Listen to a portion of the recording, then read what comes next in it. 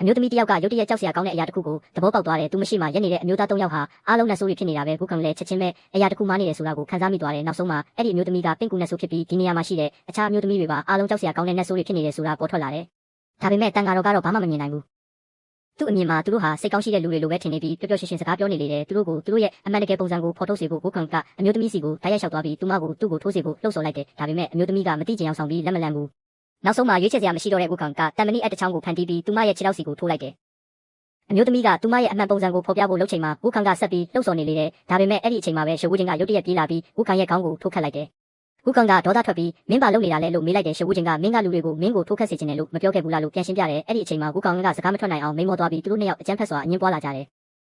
ဒီအရာတွေကိုမြင်တဲ့တန်ဃာတော်ကသူတို့ဟာအပျော်ရမ်းလုပ်နေတာပဲလို့ထင်ပြီးပထမဆုံးသူတို့ကိုပို့လိုက်ဖို့ဆုံးဖြတ်လိုက်တယ်ကိုခုတ်ထွက်သွားတာကိုမြင်တဲ့ပင့်ကူနဲ့ဆိုးကချက်ချင်းပဲသူမရဲ့အမှန်တကယ်ပုံစံကိုဖော်ပြလိုက်တယ်အဲ့ဒီပုံစံကိုမြင်တဲ့တန်ဃာတော်ကချက်ချင်းပဲခြေတကားတုံးသွားပြီးစိတ်ပြောင်းလဲသွားတယ်သူကဝုခံကိုအမြန်ပြန်လာဖို့အော်ဟစ်ခေါ်လိုက်တယ်ဝုခံကလက်မထောင်နိုင်တယ်လို့ထင်ရပေမဲ့ဒါကသူမျောလင်းထားပြီးသားအခြေအနေပဲသူကလက်ကိုရှည်လျားစွာဆန့်ထုတ်ပြီးပြေးဝင်ကကူညီလိုက်တယ်အခြေအနေပိုပြီးအနေရကြီးလာတဲ့အခါပင့်ကူနဲ့ဆိုးကတန်ဃာတော်ကိုချုပ်နှောင်ဖို့ပင့်ကူကြီးတွေကိုပိုပြီးထွက်ပစ်လိုက်တယ်အဲ့ဒီအချိန်မှာဝုခံကသူ့အားလုံးကိုအသုံးပြုပြီးတန်ဃာတော်ကိုပြင်းပြင်းထန်ထန်ဆွဲထုတ်လိုက်ပြီးပင့်ကူကြီးရဲ့ပြန်လည်အားကိုအသုံးချကတန်ဃာတော်ကိုကောင်းကင်ပေါ်စီကိုပြစ်လွတ်လိုက်တယ်